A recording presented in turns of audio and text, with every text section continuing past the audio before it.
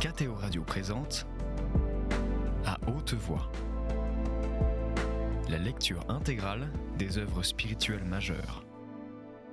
Aujourd'hui, Charles de Foucault de René Bazin.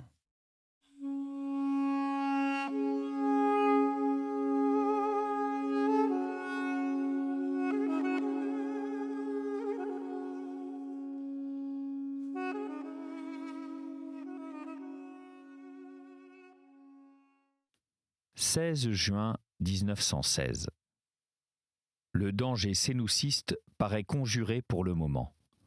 Notre fort de Djanet, à la frontière tripolitaine, enlevé par les sénoucistes le 24 mars, a été repris par nos troupes le 16 mai. Nos soldats poursuivent l'ennemi en fuite. Tant que les Italiens n'auront pas repris tout le sud de la Tripolitaine qu'ils ont évacué, notre frontière tripolitaine sera menacée et des mesures sérieuses de surveillance seront nécessaires. Espérons qu'on les prendra. Ce sont des pays lointains. Quand on en parle aux autorités qui résident à Alger, elles ne croient qu'à demi ce qu'on leur dit, n'accordent qu'à moitié ce qu'on leur demande et ne consentent à prendre les mesures nécessaires que quand un accident est arrivé. 29 juillet 1916. Les missionnaires isolés comme moi sont fort rares. Leur rôle est de préparer la voie en sorte que les missions qui les remplaceront trouvent une population amie et confiante. Les missionnaires isolés comme moi sont fort rares. Leur rôle est de préparer la voie en sorte que les missions qui les remplaceront trouvent une population amie et confiante, des âmes quelque peu préparées au christianisme et, si faire se peut, quelques chrétiens. Vous avez en partie écrit leur devoir dans votre article de l'Écho de Paris, le plus grand service. Il faut nous faire accepter des musulmans, devenir pour eux l'ami sûr, à qui on va quand on est dans le doute ou la peine, sur l'affection, la sagesse et la justice duquel on compte absolument. Ce n'est que quand on est arrivé là qu'on peut trouver à faire du bien à leurs âmes. Ma vie consiste donc à être le plus possible en relation avec ceux qui m'entourent et à rendre tous les services que je peux. À mesure que l'intimité s'établit, je parle, toujours ou presque toujours en tête-à-tête, du bon Dieu, brièvement, donnant à chacun ce qu'il peut porter. Fuite du péché, acte d'amour parfait, acte de contrition parfaite, les deux grands commandements de l'amour de Dieu et du prochain, examen de conscience, méditation à la vue des fins dernières, devoir de la créature de penser à Dieu, etc., donnant à chacun selon ses forces et avançant lentement, prudemment. Il y a fort peu de missionnaires isolés faisant cet office de défricheur. Je voudrais qu'il y en eût beaucoup. Tout curé d'Algérie, de Tunisie ou du Maroc, tout aumônier militaire, tout pieux catholique laïque pourrait l'être. Le gouvernement interdit au clergé séculier de faire de la propagande anti-musulmane. Mais il s'agit de propagande ouverte et plus ou moins bruyante. Les relations amicales avec beaucoup d'indigènes, tendant à amener lentement, doucement, silencieusement les musulmans à se rapprocher des chrétiens, devenus leurs amis, ne peuvent être interdites à personne. Tout curé de nos colonies pourrait s'efforcer de former beaucoup de ses paroissiens et paroissiennes à être des Priscilles et des Aquila. Il y a toute une propagande tendre et discrète à faire auprès des indigènes infidèles, propagande qui veut avant tout de la bonté, de l'amour et de la prudence, comme quand nous voulons ramener à Dieu un parent qui a perdu la foi. Espérons qu'après la victoire, nos colonies prendront un nouvel essor. Quelle belle mission pour nos cadets de France d'aller coloniser dans les territoires africains de la mère patrie, non pour s'y enrichir, mais pour y faire aimer la France, y rendre les âmes françaises et surtout leur procurer le salut éternel. Ma pensée est que si petit à petit, doucement, les musulmans de notre empire colonial du nord de l'Afrique ne se convertissent pas, il se produira un mouvement nationaliste analogue à celui de la Turquie. Une élite intellectuelle se formera dans les grandes villes, instruite à la française, sans avoir l'esprit ni le cœur français. Élite qui aura perdu toute foi islamique, mais qui en gardera l'étiquette pour pouvoir, par elle, influencer les masses. D'autre part, la masse des nomades et des campagnards restera ignorante, éloignée de nous, fermement mahométane, portée à la haine et au mépris des Français par sa religion, par ses marabouts, par les contacts qu'elle a avec les Français. représentants de l'autorité, colons, commerçants, contacts qui trop souvent ne sont pas propres à nous faire aimer d'elle. Le sentiment national ou barbaresque s'exaltera donc dans l'élite instruite quand elle en trouvera l'occasion. Par exemple, lors de difficultés de la France au-dedans ou au-dehors, elle se servira de l'islam comme d'un levier pour soulever la masse ignorante et cherchera à créer un empire africain musulman indépendant. L'empire nord-ouest africain de la France, Algérie, Maroc, Tunisie, Afrique occidentale française, etc., a 30 millions d'habitants. Il en aura, grâce à la paix, le double dans 50 ans. Il sera alors en plein progrès matériel, riche, sillonné de chemins de fer, peuplé d'habitants rompus au maniement de nos armes, dont l'élite aura reçu l'instruction dans nos écoles. Si nous n'avons pas su faire des Français de ces peuples, ils nous chasseront. Le seul moyen qu'ils deviennent Français est qu'ils deviennent chrétiens. 31 août 1916. D'ici à Insala, la route par auto est finie, ou bien près d'être finie. La première auto qui arrivera ici sera une joie pour moi. C'est un achèvement de prise de possession du pays. Il faudrait poursuivre immédiatement cette route jusqu'au Soudan. Il n'y a que 700 km d'ici à Agadez, premier poste soudanais, la même distance que d'ici à Insala, un travail de 4 mois. Ce serait un énorme avantage pour l'administration et la défense et une énorme économie. 1er septembre 1916. Le coin de Sahara d'où je t'écris, mon cher Mazel, est toujours calme. Pourtant, on se tient sur le qui-vive à cause de l'agitation croissante des sénoucistes dans la Tripolitaine. Nos Touaregs d'ici sont fidèles, mais nous pourrions être attaqués par les Tripolitains. J'ai transformé mon ermitage en fortin, il n'y a rien de nouveau sous le soleil. Je pense, en voyant mes créneaux, aux couvents fortifiés et aux églises fortifiées du Xe siècle. Comme les choses anciennes reviennent, et comme ce qu'on croyait à jamais disparu reparaît. On m'a confié 6 caisses de cartouches et 30 carabines gras qui me rappellent notre jeunesse. Je suis content que tu aies sous tes ordres notre brave Lapérine, je souhaite que tu le gardes longtemps.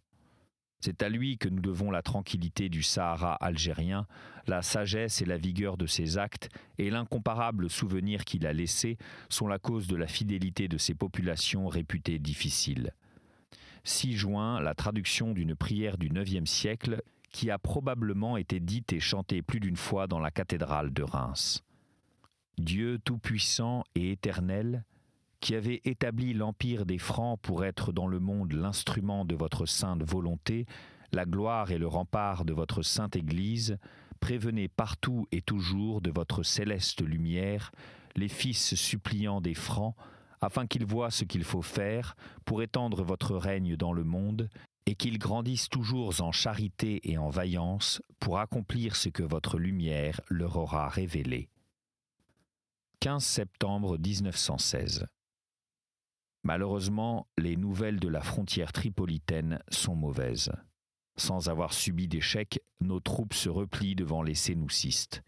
Elles ne sont plus sur la frontière, mais bien loin en deçà. Après avoir repris Djanet, elles l'ont évacuée.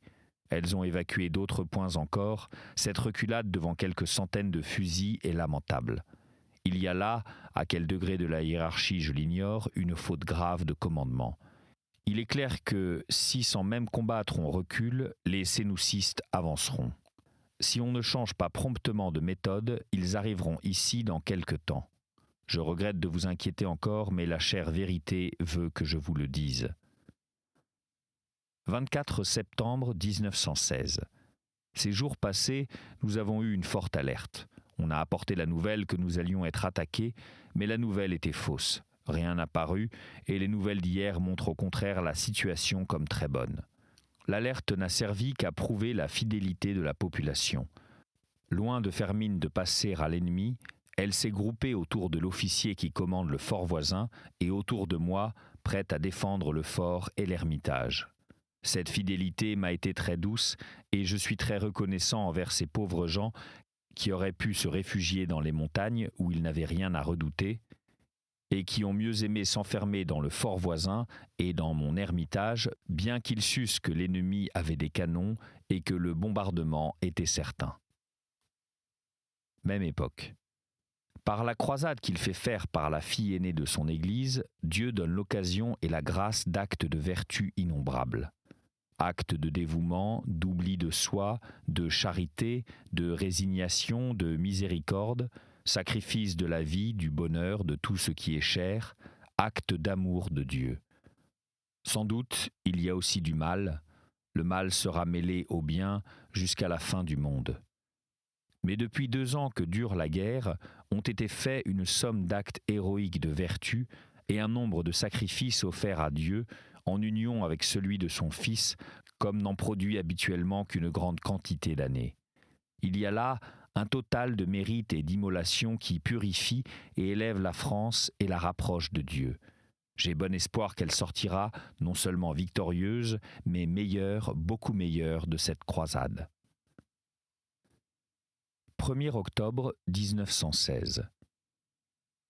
Je regarde les longs mois, pendant lesquels la guerre me retient au Sahara comme un temps de retraite, pendant lequel je prie et je réfléchis, demandant à Jésus de me faire connaître la forme définitive à donner à notre confrérie. 15 octobre 1916. Moussa, qui est à 600 km, ayant entendu dire que le fort voisin d'ici allait être attaqué, a tout de suite envoyé à marche forcée tout ce qu'il avait près de lui d'hommes disponibles, 80 hommes environ, pour nous aider à nous défendre. Moussa n'a cessé d'être on ne peut mieux depuis le début de la guerre. L'état des gens qui m'entourent est à faire pleurer. Ils sont tellement entourés de mal et d'erreurs, il leur est si difficile de mener une vie même naturellement bonne. Il y a de bonnes natures, mais dans le milieu où elles sont et avec leur ignorance, comment se sauveront-elles ? 31 octobre 1916. En Asdjer, un seul événement militaire depuis ma dernière lettre, vers le 20 septembre, un gros convoi de ravitaillement, conduit par Duclos de Flatters à Polignac, a été attaqué en cours de route à l'Oued Hen par 300 sénoucistes, commandés par un ex-brigadier de la compagnie du Tidikelt, en dissidence depuis plusieurs années. Les sénoucistes battus ont été repoussés avec des pertes importantes. Toutes les charges du convoi sont arrivées à bon port à Polignac. De notre côté, il y a eu quelques morts et quelques blessés.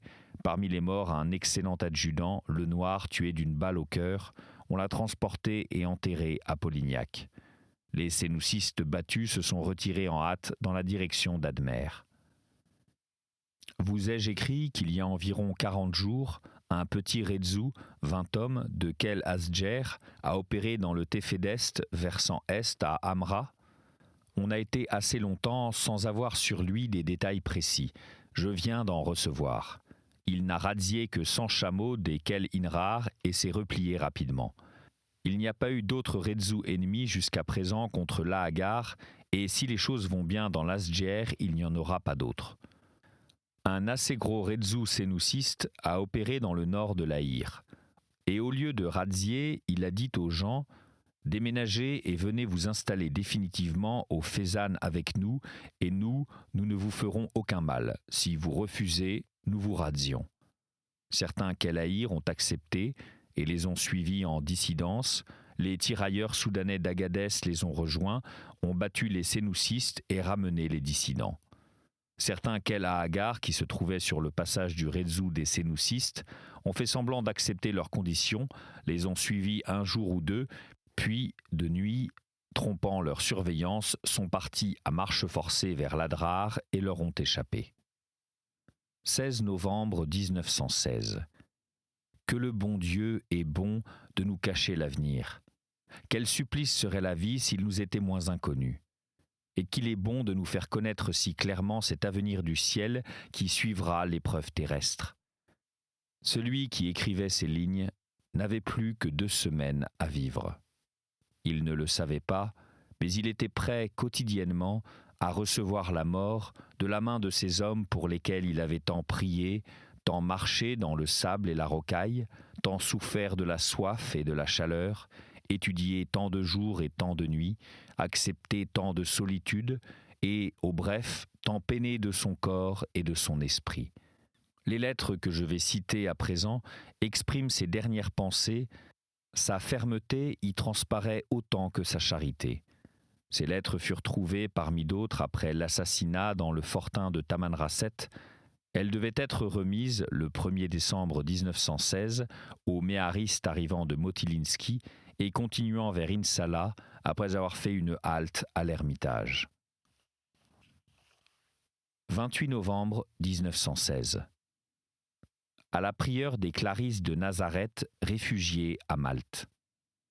La France, malgré les apparences, reste la France de Charlemagne, de Saint-Louis et de Jeanne d'Arc. La vieille âme de la nation reste vivante dans notre génération. Les saints de France prient toujours pour elle, les dons de Dieu sont sans repentance, et le peuple de Saint-Rémy et de Clovis reste le peuple du Christ. En choisissant la France pour le berceau de la dévotion au Sacré-Cœur et pour les apparitions de Lourdes, notre Seigneur a bien montré qu'il garde à la France son rang de premier-né. Je puis dire régulièrement tous les jours la Sainte Messe. J'ai un autre bonheur, celui d'avoir la Sainte Réserve dans ma petite chapelle. Je suis toujours seul. Des Français viennent me voir de temps en temps. Tous les 30 ou 40 jours, j'en vois un de passage. Nous vivons des jours où l'âme sent fortement le besoin de prière. Dans la tempête qui souffle sur l'Europe, on sent le néant de la créature et on se tourne vers le Créateur. Dans la barque ballottée par les flots, on se tourne vers le divin Maître et on supplie celui qui d'un mot peut donner la victoire et faire renaître pour longtemps un grand calme. On tend les bras vers le ciel, comme Moïse pendant le combat des siens, et là où l'homme est impuissant, on prie celui qui peut tout. Devant le Saint-Sacrement, on se sent si bien en présence de l'être, alors que tout le créé paraît, avec tant d'évidence, toucher au néant. Priez bien, ma très révérende mère, pour les pauvres infidèles qui m'entourent et pour leurs très pauvres missionnaires. Avec vous, je prie pour la France.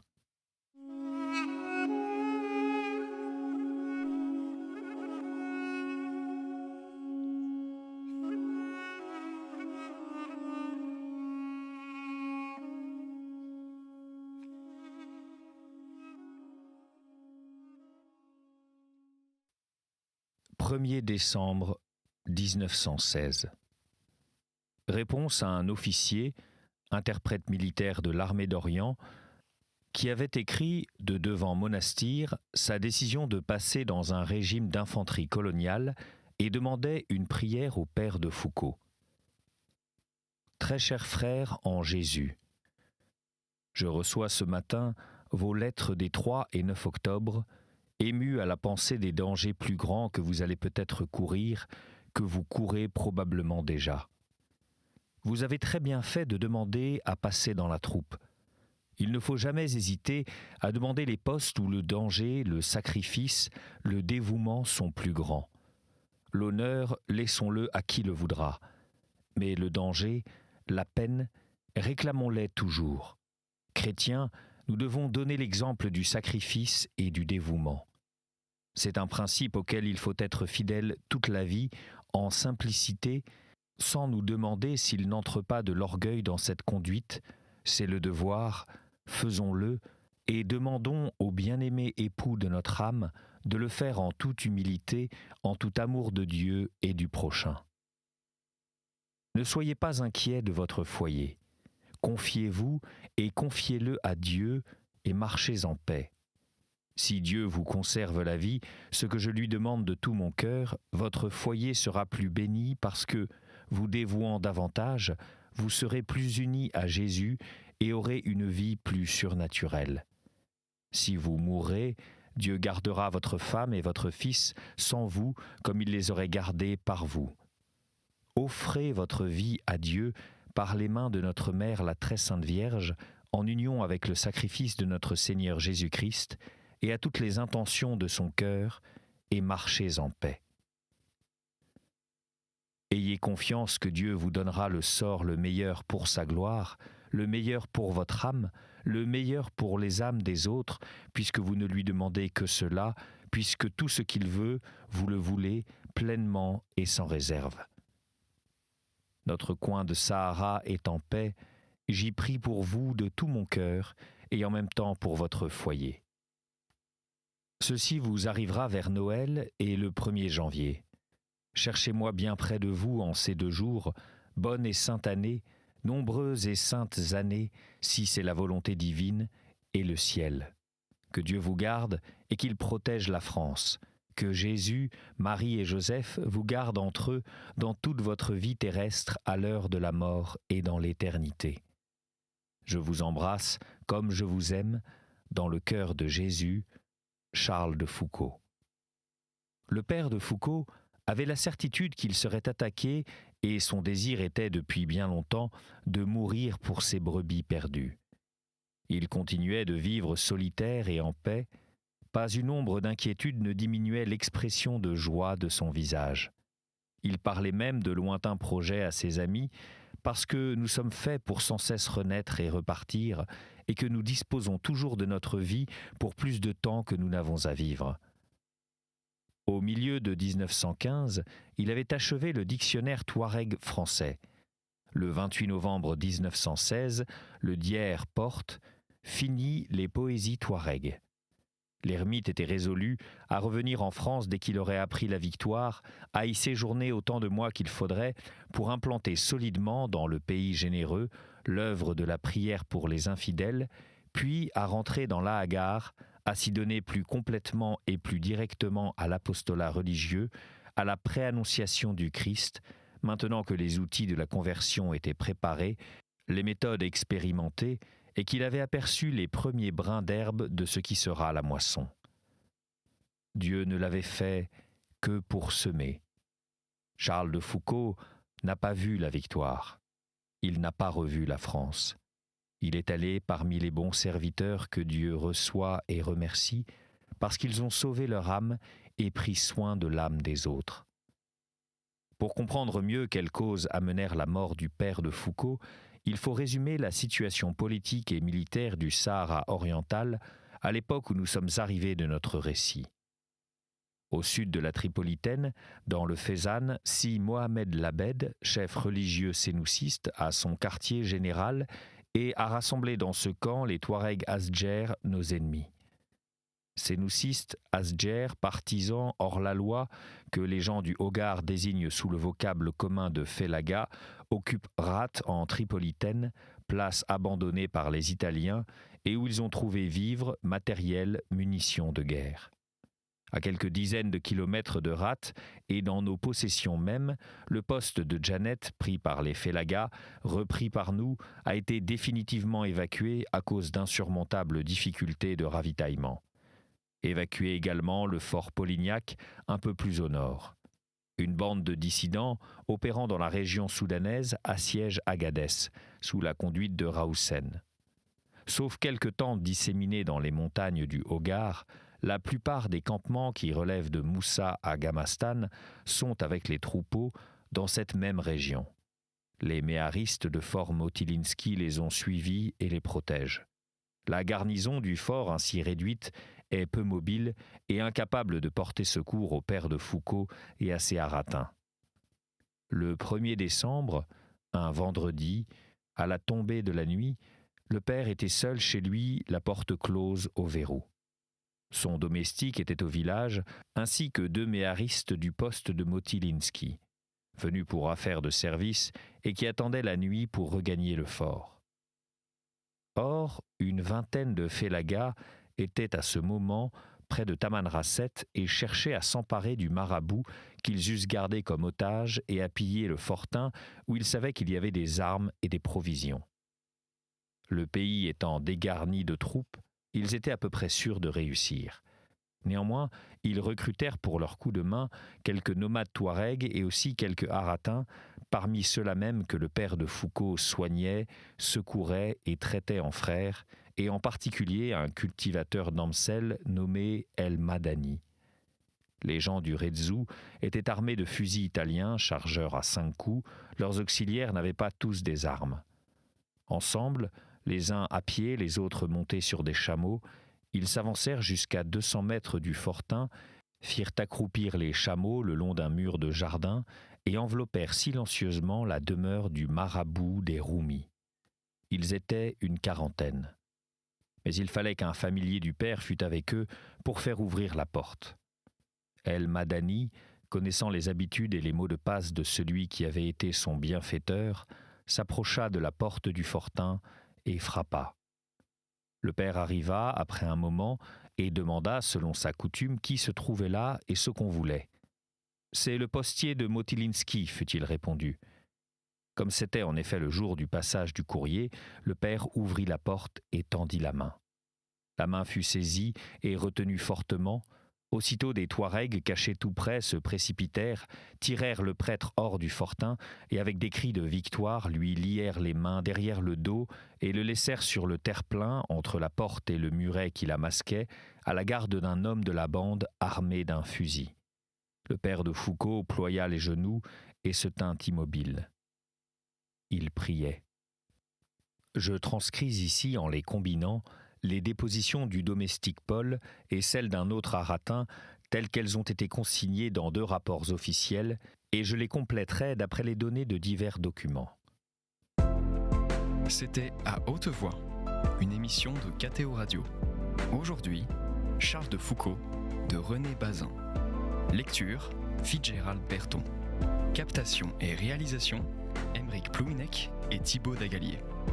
Une émission disponible en podcast sur ktoradio.com et sur l'application KTO Radio.